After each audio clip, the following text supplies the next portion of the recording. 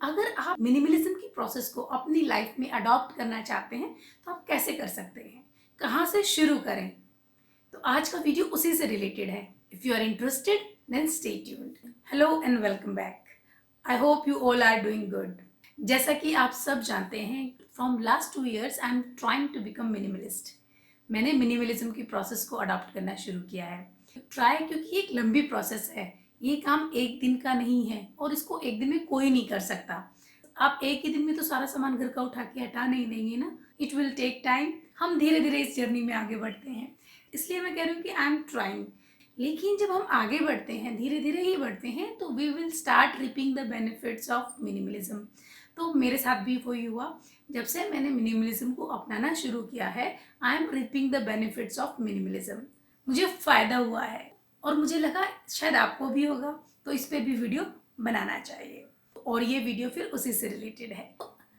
जो लोग first time इस चैनल पर आए हैं, दे विल आस्क कि मिनिमलिज्म फर्स्ट प्लेस पे होता ही क्या है। इस क्वेश्चन का आंसर मैं अपने प्रीवियस वीडियोस में भी दे चुकी हूँ, क्योंकि मिनिमलिज्म के ऊपर हम पहले भी वीडियो बना चुके हैं। Minimalism is all about intentional living, यानी कि हम अपनी लाइफ में उन लोगों को, उन चीज़ों को रखते हैं जो हमें खुशी देते हैं, जो हमारी लाइफ में वैल्यू ऐड करते हैं। मिनिमलिज्म का मतलब वो नहीं है जो हम यूट्यूब वीडियोस में देखते हैं, विदेशी वीडियो में देखते हैं, जिसमें ऑल वाइट क्लीन हाउस, जिसमें सामान या तो होता नहीं है या ना के बराबर होता है। बिल्कुल ही साफ सुथरे, बहुत ही एग्जॉटिक हाउस होते हैं, बहुत ही अच्छे खाली वाले। ऐसा नहीं है। उनका रहने सहने का तरीका हमसे अलग है। इंडियन कंसेप्ट में तो वो पॉसिबल ही नहीं है। तो मिनिमलिज्म का मतलब है हम उन चीज़ों के साथ जिए जो हमें अच्छी लगती हैं, उन लोगों के साथ, उन चीज़ों के साथ अपनी लाइफ स्पेंड करें, उन पे ज़्यादा फोकस करें जो हमें अच्छी लगती हैं, ये जो हमें खुशी देती हैं। और जो चीज़ें हमारी लाइफ में अब वैल्यू प्रोवाइड नहीं करती, उनको धीरे धीरे करके हटाना। तो it's all about intentional living. आपको पूरा घर खाली नहीं करना है, सिर्फ जो अनवांटेड सामान है उसको धीरे धीरे स्टेप बाय स्टेप हटाना है। अब बात आती है कि अगर आपको आज की डेट से मिनिमलिज्म अपनी लाइफ में अडॉप्ट करना है तो आप कैसे शुरू करेंगे, आज की आज कैसे शुरू करेंगे। तो इसके लिए मैं आपके साथ आज शेयर करूंगी 3 सिंपल स्टेप्स, और वो बहुत ही इजी हैं और वो आप आज के आज शुरू कर सकते हैं। सारे एक साथ नहीं होंगे, बट आपका पहला कदम शुरू हो जाएगा। जो सबसे पहला स्टेप है इस प्रोसेस का, वो ये है कि आपके पास आज की डेट में आपके घर में जो भी सामान है उस पर एक सरसरी नज़र मारिए और देखिए कौन कौन सा सामान रखा है। सबसे पहले तो आपको यही देखना है कि आपके घर में क्या क्या सामान रखा है। फिर उसके बाद ये देखिए कि ये सामान घर में क्यों रखा है। पहला सबसे बड़ा, तो हमें उस सामान की ज़रूरत है, वो सामान हमारे काम का है। कुछ चीज़ें तो हमें घर में रखनी ही पड़ती हैं, चाहे वो हमें अच्छी लगे या ना लगे, वो एक अलग क्वेश्चन है। लेकिन जो दूसरी कैटेगरी है कि जो बाकी सामान रखा है जो ज़रूरत का नहीं है, तो वो क्यों रखा है। क्या हम उससे प्यार करते हैं, क्या उससे हमारी कोई सेंटिमेंटल वैल्यू जुड़ी हुई है, या फिर वो सिर्फ इसलिए रखा है क्योंकि आया था, रखा है, रखा रहने दो, क्या फ़र्क पड़ता है। नो। तो आप जब चीज़ें इस तरह से सेग्रीगेट करेंगे तो आपको पता चलेगा कि आपके घर में कौन सी चीज़ आपको खुशी दे रही है, कौन सी चीज़ आपके काम की है, और कुछ चीज़ें ऐसी होंगी जो इन दोनों कैटेगरीज में नहीं आती। तो फर्स्ट स्टेप कंप्लीट, आपको पता चल गया कि आपके घर में कौन सी चीज़ किस लिए है। लेकिन आप अगर फिर भी कंफ्यूज हैं, अगर, तो सिंपल काम है, आप अपने सामान की 3 कैटेगरीज बना लीजिए। इसके लिए आप 3 बॉक्स बना लीजिए, डोनेशन बॉक्स, रीसेल बॉक्स और लेट इट गो बॉक्स। तो इसमें सबसे पहले कई चीज़ें ऐसी होंगी जो अब आप यूज़ नहीं करना चाहते लेकिन बहुत अच्छी कंडीशन में हैं, तो आप उनको डोनेट कर सकते हैं। दूसरी कैटेगरी में, रीसेल में भी वही चीज़ें आती हैं कि जो बहुत अच्छी कंडीशन में है, आपके काम की नहीं है, आप अभी डोनेट भी नहीं करना चाहते हैं क्योंकि एक्सपेंसिव है, लेकिन आप उनको रीसेल कर सकते हैं। तो आप उस बॉक्स में वो सामान रख दीजिए। और थर्ड कैटेगरी में, लेट इट गो में, जो चीज़ें आपको लगता है ना डोनेशन लायक है ना रीसेल लायक है, तो उनको आप एक थर्ड उसमें बॉक्स में रख दीजिए। अब इस सामान को आप 1 महीने तक देखिए भी मत, रखा रहने दीजिए, और उस 1 महीने में आप देखिए कि उस सामान में से कितनी चीज़ों की आपको ज़रूरत पड़ी। अगर आपको 1 महीने तक भी उस सामान की ज़रूरत ना पड़े, याद ना आए, दैट मीन्स सच में आपको सामान की ज़रूरत नहीं है। तो जैसे ही लॉकडाउन खुले, डोनेट कीजिए, रीसेल कीजिए या फिर रिस्पॉन्सिबली डिस्कार्ड कीजिए। नंबर 2, आपके घर में जो भी सामान आज की डेट में प्रेजेंट है, देखिए उसका क्या बेस्ट पॉसिबल यूज़ हो सकता है नया सामान खरीदने से पहले। हमारे घर में बहुत सारी चीज़ें पहले से प्रेजेंट होती हैं, लेकिन जब हमें कुछ ज़रूरत पड़ती है तो हमें लगता है कि नहीं, ये काम इस चीज़ से नहीं चलेगा, हमें नया खरीदना पड़ेगा। तो हमें पहले जो भी चीज़ें घर में हैं उनका यूज़ देखना चाहिए कि उसको हम कहाँ अच्छे से यूज़ कर सकते हैं। और आपके घर में सच में बहुत सारा ऐसा सामान निकल आएगा जो आप मल्टीपर्पज़ वे में यूज़ कर सकते हैं। एक ही चीज़ को अलग अलग टाइम में आप अलग अलग पर्पज़ के लिए यूज़ कर सकते हैं। हर काम के लिए नई चीज़ खरीदने की ज़रूरत नहीं है। इससे आपके पैसे भी बचेंगे और ऑर्गेनाइजिंग का टाइम भी बचेगा। सिंपल एग्जांपल है, आपको सेंटर टेबल पे रखने के लिए एक ग्लास वास की ज़रूरत है कि जिससे कि आप उसमें एक प्लांट रख पाएँ।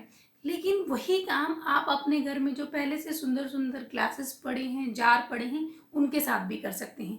अगर चाहें तो उन पे थोड़ा-सा डीआईवाई कर सकते हैं। तो इससे आप एक नया सामान घर में लाने से बच जाएँगे। दूसरा, जो आपके घर में चीज़ें ऑलरेडी हैं, वो अच्छे से यूज़ हो पाएँगी। और ये तो एक सिंपल एग्जांपल है, ऐसे तो बहुत सारी चीज़ें हैं। जब आप घर में ध्यान से देखना शुरू करेंगे तो आपको पता चलेगा कि इस चीज़ का यूज़ हम किस-किस काम के लिए कर सकते हैं।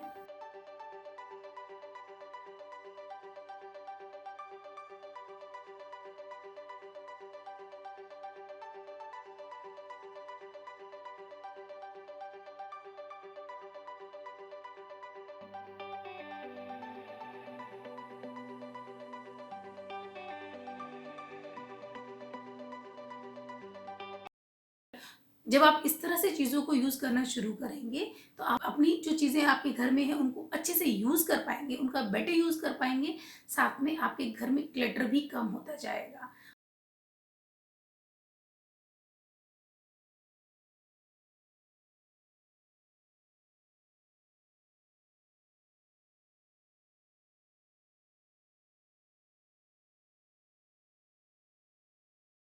आज जब हम लॉकडाउन में हैं पिछले 40-50 दिनों से, तो हम वैसे ही तो वो काम कर रहे हैं। पिछले 40-50 दिनों से जो चीज़ें घर में अवेलेबल हैं, हम उन्हीं से तो बेस्ट पॉसिबल यूज़ कर रहे हैं। ग्रोसरी के अलावा पिछले 40-50 दिनों में तो हमने कुछ नहीं खरीदा, फिर भी हमारा काम अच्छे से चल ही रहा है। Number 3, intentional buying. घर की चीज़ें तो हमने सॉर्टेड कर ली, लेकिन जब भी हम मार्केट जाते हैं, तो बहुत सारी चीज़ें हम अनवांटेड खरीद लाते हैं। शॉपिंग करते वक्त सबसे बड़े जो कल्प्रिट होते हैं हमारी अनवांटेड शॉपिंग के, वो होते हैं हमारी इम्पल्स बाइंग और पीयर प्रेशर। इम्पल्स बाइंग, हम मार्केट में गए, स्पेशली अब जैसे लॉकडाउन जैसे ख़त्म होगा, बहुत सारे लोग मार्केट जाएंगे और लगेगा बहुत दिनों से कोई चीज़ खरीदी नहीं है, अब तो जो अच्छा लगे ये भी खरीद लो, ये भी खरीद लो। It's not like that. क्योंकि जब खरीद के लाएंगे ना, तो सामान घर में हमको ही रखना है, फिर उसको रखने की स्पेस नहीं मिलती है। तो सबसे बड़ा इम्पल्स बाइंग, कि जो चीज़ अच्छी लग रही है बस खरीद ली, ये एटीट्यूड हमारा गलत होता है। सेल को देखकर भी सामान खरीदना गलत होता है। इसलिए आप जब भी शॉपिंग करें तो अपने आप से क्वेश्चन पूछिए, क्या इस चीज़ की मुझे सच में ज़रूरत है। यहाँ पे आता है आपकी वांट्स और नीड्स में आपको डिफ्रेंशिएट करना आना चाहिए। दूसरे नंबर पे, आपको इस चीज़ की ज़रूरत क्यों है। थर्ड क्वेश्चन, आप इसको अपने घर में कहाँ रखेंगे। क्या आपके घर में आज अगर आप कोई चीज़ ला रहे हैं, तो क्या उस चीज़ के लिए एक डेडिकेटेड स्पेस है आपके घर में, या फिर वो आपको किसी कॉर्नर में घुसानी पड़ेगी, अलमीरा में उठा के रखनी पड़ेगी। अगर आपके पास उस चीज़ को प्रेजेंट में अच्छे से यूज़ करने की स्पेस ही नहीं है, आप उसको यूज़ ही नहीं कर पाएंगे और फिर आपको ये लगता रहेगा मैंने इसको खरीद लिया और मैं इसको यूज़ नहीं कर पा रही हूँ, तो वो ज़्यादा बड़ी प्रॉब्लम है। इसलिए इंटेंशनल बाइंग बहुत इंपॉर्टेंट है कि जो भी खरीदें उसको सोच समझ कर खरीदें। दूसरा आता है हमारा पीयर प्रेशर। पीयर प्रेशर बच्चों के लिए नहीं होता, बड़ों के लिए भी होता है। उसने ये सामान खरीदा, उसके घर में भी ये सामान है, मुझे भी ये लेना चाहिए, अदरवाइज लोग क्या सोचेंगे। तो सबसे बड़ा रोग, क्या कहेंगे लोग।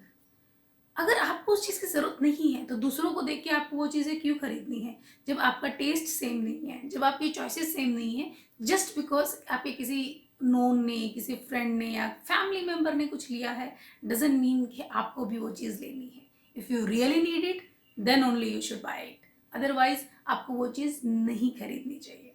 तो ये जो 3 सिंपल स्टेप्स हैं, अगर आप ये फॉलो करेंगे तो आज की डेट से ही आप मिनिमलिज्म को अपनी लाइफ में अडॉप्ट करना शुरू कर सकते हैं. So friends, I hope this helped. If you really like this video, then give it a big fat thumbs up and share it with your friends and family. और अगर आप ऐसे ही और वीडियोस देखना चाहते हैं, then don't forget to subscribe my channel. जब आप चैनल को सब्सक्राइब करते हैं, वीडियो को लाइक करते हैं, that means I should make more videos like this. So I will see you in the next video. Till then, stay healthy, stay happy. Thank you for watching. Bye bye.